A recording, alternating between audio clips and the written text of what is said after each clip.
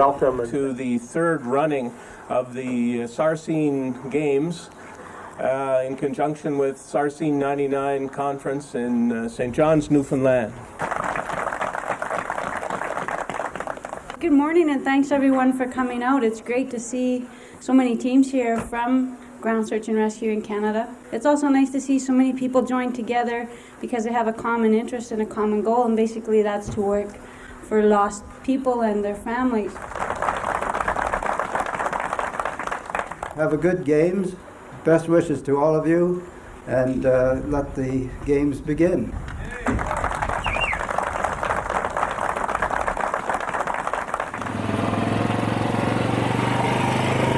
Well, we don't know anything anyway. This is George's call. That's where we came from back here, right? Yeah. He doesn't have to row all the way back in.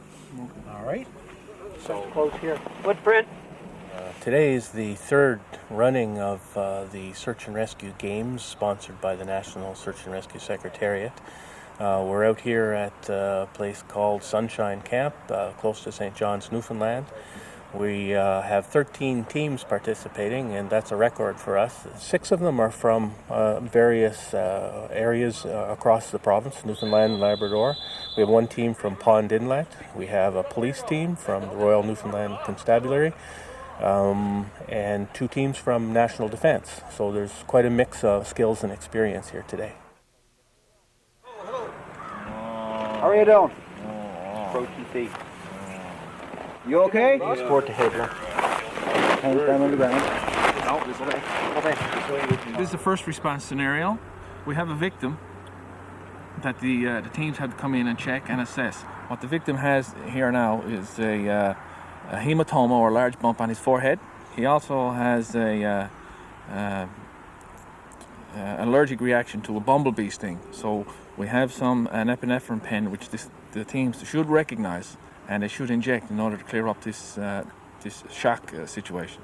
We're looking for how they assess the victim, whether they know how to hold the spine because he has a hematoma on his head, whether they know how to strap the victim properly into the stretcher, and whether they maintain and assess his level of consciousness, and how they treat each individual problem.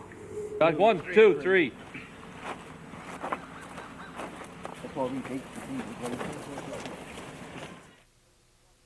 I'll mark that in. 280 degrees is roughly what we're going to be traveling, Okay. according to what we received from our coordinator.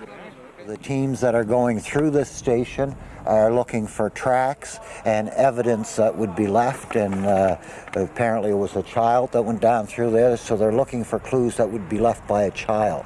They'll be finding some tracks, and they'll be finding some toys, small toys that a child would maybe carry in their pocket, or things like that. You don't disturb any clues you find unless you're told to pick them up and bring them back. You find that the last clue is near, say, a structure or a fence. There's a good chance he could just pick up that fence and carry on. Yes, yeah. Okay. So in fact, that's why we headed that direction. We saw the buildings. We figured he would head towards the building. Not all the time. No, but that's the scenario to work on. Now you'll see a flag there and a flag there. Bear in mind that once you put the bearing in your compass and you hold it up, it's quite obvious which one is the correct one to get you kick-started. At this station, as part of the SAR Games, people are doing a 5-leg course which has been laid out to challenge them as far as shooting bearings and pacing or tallying or measuring, if you will, the distance between 2 points. There is one obstacle set up which is right in the middle of their normal bearing between 2 points, and they have to navigate around it and keep track of their pace, their tally, at the same time. The course itself is set up over a very small area, and we can watch the people on the course at the whole time. And they're now down to 9 minutes going through the course. They're doing really, really well. Yeah. All right, good time. Yes, Good time. Yeah. Good time. Is it a good score overall, like, sir?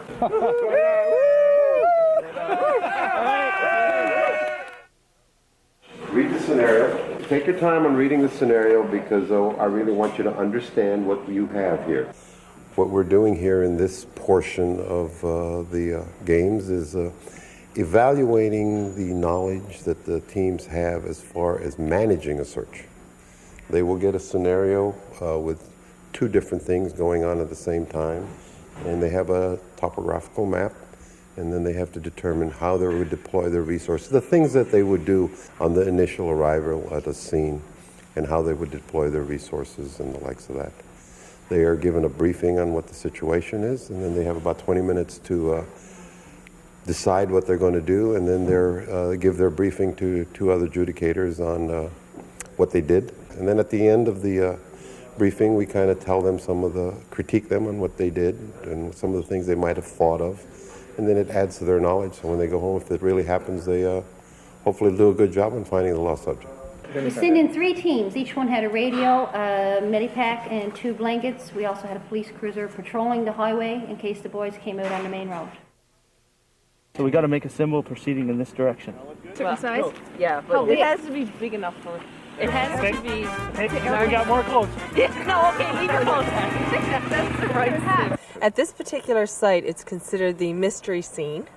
The participants at this point do not know what the scene is, other than that it's a mystery. So when they enter onto the scene area, I brief them as to what their task is, and they are told that they're a team and that they've been stranded in the woods. An aircraft is flying overhead, however, they don't have any radio contact with that particular aircraft, so they have to make symbols in order for the aircraft to see and know what it is that they're looking for. The lowest scoring has been 7.5 and the highest has been 10. Some teams have actually gotten them all correct, so that's encouraging. Well, we got to figure out how to spell it.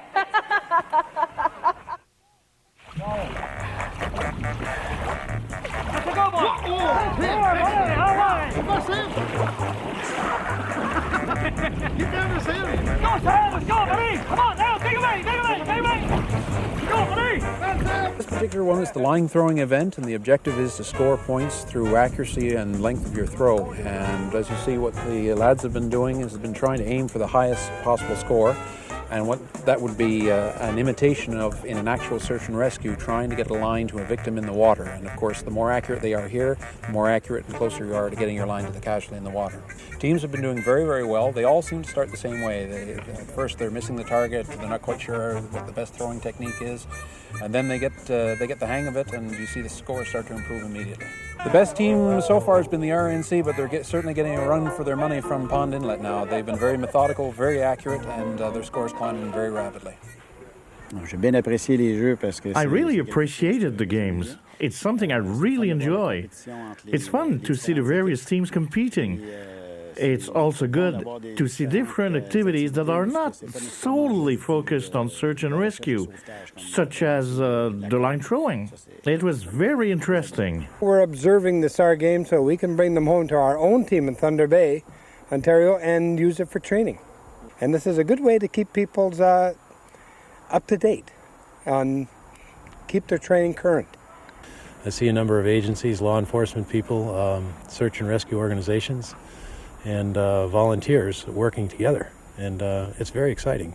It's energizing to see all this good information being used, skills being applied, and it's very clear to me that if I had loved ones lost in the woods somewhere, these are the kind of people I'd want looking for them. Good evening, ladies and gentlemen. And the Cuckold's Cove Training Area at St. John's Regional Fire Department's high-angle rescue team. This is an area we use extensively throughout the year for our recertifications.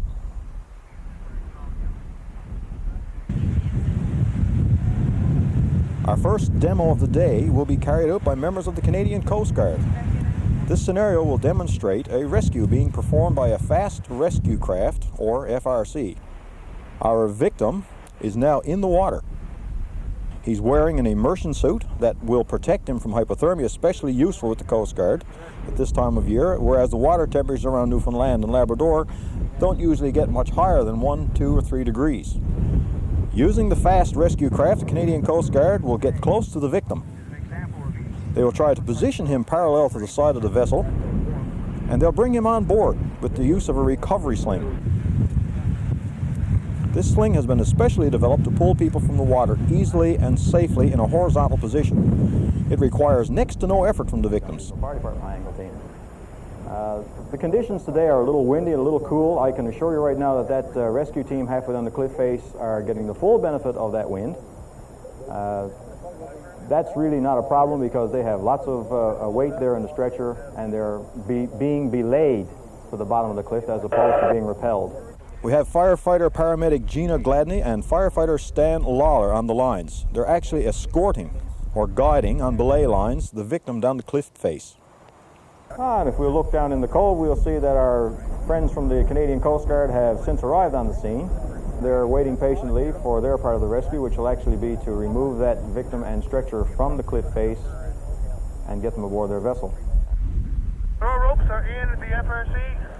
You'll notice now that the taglines have been passed to the crew of the FRC. It's their job now to guide that stretcher the rest of the way down as our team calls for slack from the cliff face.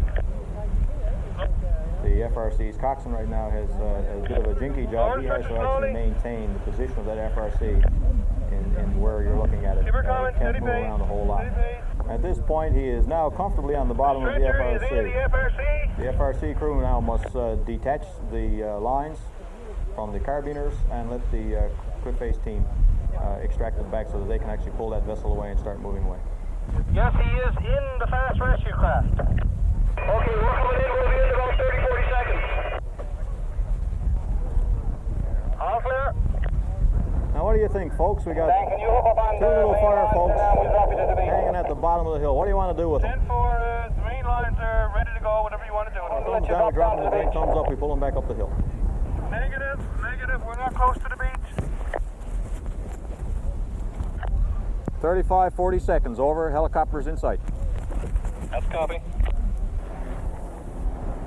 That helicopter right now is carrying a 4-person crew.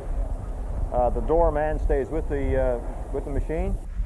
The attending paramedic will be the first person to respond and rappel down to the location. He'll assess the victim, take any information and any treatment information from the ground searchers that have already been at the scene, have already done their basic first aid and whatever packaging skills that they deem necessary at the time. The next person down will be carrying the equipment that the paramedic and the rest of the people will need, and then the third person down will offset the team. The doorman will stay in the door of the helicopter, and he'll work in very close conjunction with the pilots and the ground team to ensure all hands are completely safe and that the rescue goes according to plan. They're going to rig the stretcher for a horizontal raise with a barrel buoy attachment. The victim will be placed in the stretcher, secured in, the stretcher rigged for the horizontal raise, and then the barrel boy, or the attendant, will be attached by his own ascenders to the side of the stretcher. Ladies and gentlemen, thank you for your attention this afternoon. At this point, I also might add again that the St. John's Regional Fire Department, the Canadian Coast Guard, Universal Helicopters, 103 Rescue Squadron, we all work hand in glove with the search and rescue and similar situations in at least this end of the province. Welcome to the rescue demonstrations at Kitty Vitty Lake, organized as part of Sarscene 99. First up, examples of some of the fast rescue craft used in search and rescue operations in Newfoundland and Labrador. Chasing along with the Canadian Coast Guard today, we also have the rigid inflatable boat from the RCMP detachment in Holyrood. These two organizations have been known to work together quite extensively over the years on both law enforcement, search and rescue, and basically any other type of marine duty that they're called out to perform. You'll notice that these Zodiac Hurricanes have a deep V hull.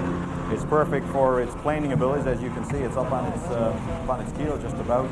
It also has excellent sea-keeping duties. The hull is surrounded by an inflatable collar. This gives it reserve buoyancy, also provides support for the hull. These craft are powered by 150 horsepower twin outboards, which, as you can see, provide quite a bit of speed, quite a bit of maneuverability. Next up is Universal Helicopters. They will be demonstrating the helicopter sling rescue with members of the High Angle Rescue Unit. Right now, this helicopter is moving into position. He's going to be certain of his position before he drops anybody or allows anybody to exit that left door. There's a lot of prop wash coming down. The ground search members are protecting themselves and the patient. When the helicopter pilot gives the doorman a go, he'll start rappelling people to the ground. You see basically 3 people rappel down from that helicopter. They will work with the ground search and rescue team to package the victim into a stretcher which will be lowered from that helicopter. We're in the process of packaging the victim into the stretcher. They're going to lash him in securely. Once that's finished, they're going to attach helicopter lifting straps to 4 points on the stretcher, the racket straps. The helicopter pilot has to lift that victim in the stretcher with the barrel buoy attached in a controlled, non-shock loading fashion. The patient leaves the ground for approximately about a foot, foot and a half. At that time, the rescuers will ensure that the patient is directly horizontal. The barrel buoy gives a thumbs up, everything is well. It's now the helicopter's pilot's job to move away from the ground and traverse to his landing zone.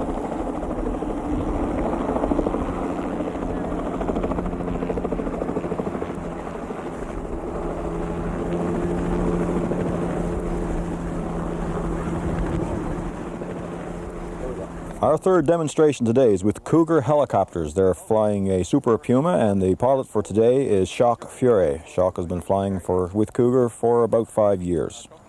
It's a large, heavyweight machine. Pilots have extremely good control. It's an excellent platform for doing search and rescue, water-based or land-based. Having performed his first recce of the lake, he's now on his approach. First in the water today, I'm told, will be Steve Lemesurier, followed closely by J.P. Carrier. Our Coast Guard rescue craft friends will be picking up Steve using their recovery sling. The technique being demonstrated right now is used when the victim cannot help themselves. The rescuers actually have to lower somebody down into a waiting vessel.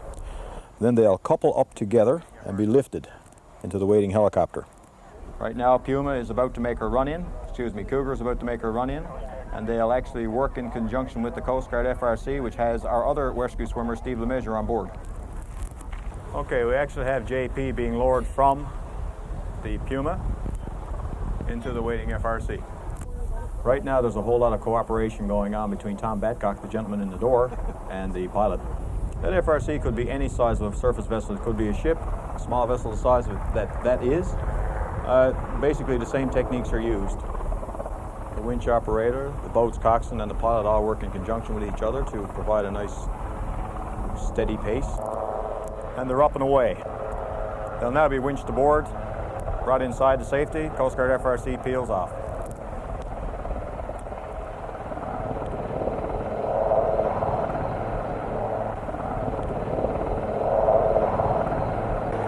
Okay, that's pretty neat. The guys are going to bring the helicopter to the people instead of the people to the helicopter.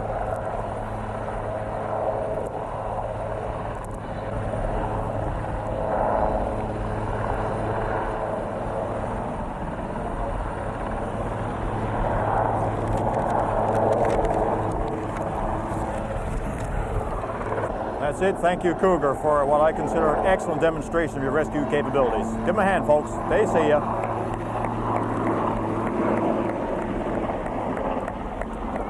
Next up is the Canadian Forces Search and Rescue Squadron from Gander, Rescue Squadron 103, demonstrating a rescue using the Labrador helicopter. It's a very familiar sight in the sky, although it will be retired very soon and replaced by the newer Cormorant helicopter.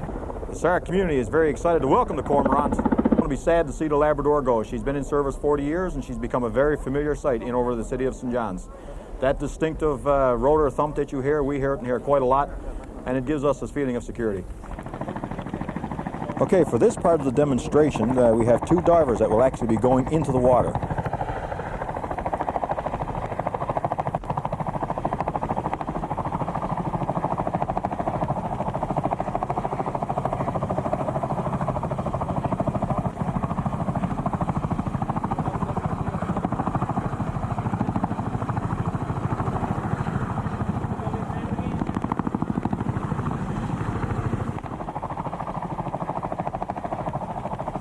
Then the Labrador will swing around and perform a circuit.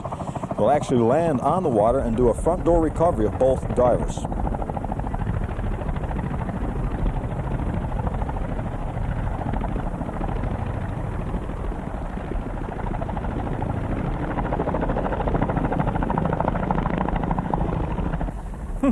Jeez.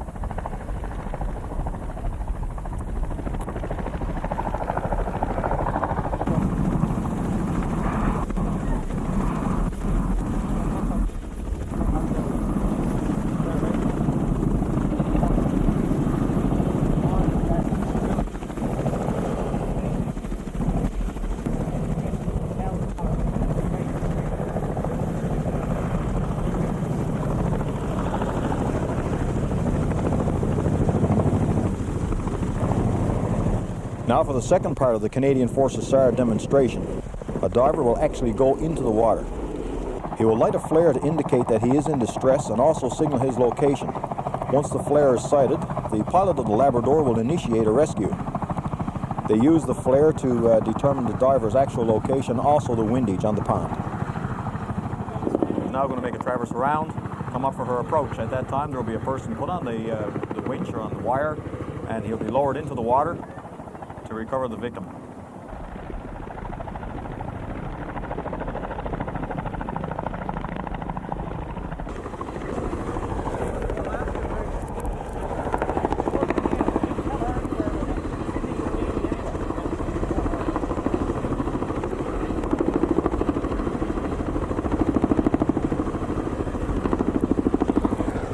What are they going to do for their second bit? Sarscene up 303 will be doing high-speed pass downwind before proceeding back to back out. Ladies and gentlemen, all three helicopters will re-enter the show area, and they'll perform a little mini show. After that, in succession, they will be using the north side of the lake, the roadway over there, to actually set down. And your attention is invited if you'd like to make your way around the head of the lake to that part. I'm sure the air crews will be more than pleased to offer you tours. We're going to start at the rear end and come forward if you want a tour. Yeah, not a problem. Keep this flow going there. Not a problem.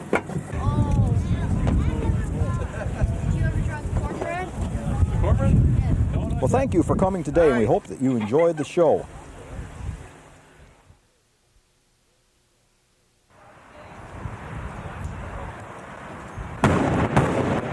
The next repel we're going to show you is a stealth repel. And this is a technique that a tactical team would use if they're trying to go down a building very, very quietly, and they'll just very deliberate repel. They'll hug the wall very, very closely. When they get about 3/4 of the way down, what the officers are going to do is they're going to tie off, and they're going to do an invert. They're going to flip upside down to gather intelligence and pass it on. The last repel you're going to see is a technique. Takes a bit of guts to do this one. The officers are going to come off face first and walk down face first down the wall. You'll see that their weapons hand, or they'll have one hand free, which is their weapons hand or their strong hand, to offer cover fire for a tactical team that's going making entries, or to a group of individuals that already went down. So you'll see two of our officers coming off face first, and they're going to walk down the wall front on.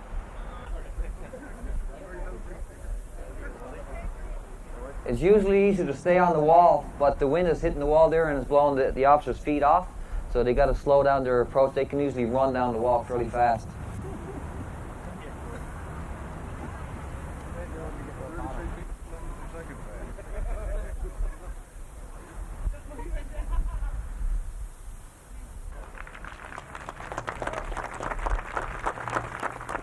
Ladies and gentlemen, that concludes the police demonstration on the type of tactics that we use when repelling off buildings. It is my very great pleasure to welcome you to the Sarscene Search and Rescue Achievement Awards Banquet for 1999, 2000 in Newfoundland. I can safely say now that Sarscene 99 is the best Sarscene ever in the history of the organization, and probably in the history of SAR. There are a number of people that deserve particular credit and recognition, and of course we all recognize that one of the first is Harry Blackmore of Newfoundland and Labrador Search and Rescue Association. I think it's also known as Harry's Gang, pardon me. Also, I'd like to recognize Sergeant Kevin Butt and the Royal Newfoundland Constabulary. Between Kevin and Harry, they are the ones who made this whole organization a success. And I'd like to, on behalf of the NSS and everybody here, thank both of you very, very much for your contribution to making Sarscene 99 a thorough success.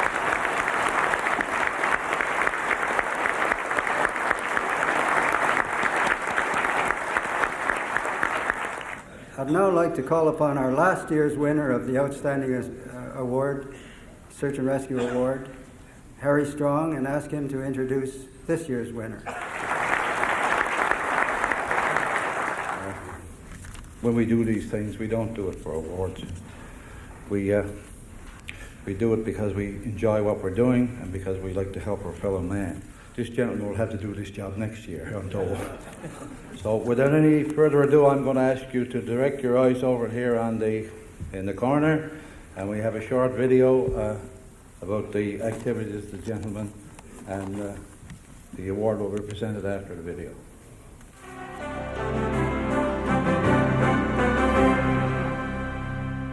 Ladies and gentlemen, the winner of the 1999 Outstanding SAR Achievement Award, Mr. Lloyd Gallagher.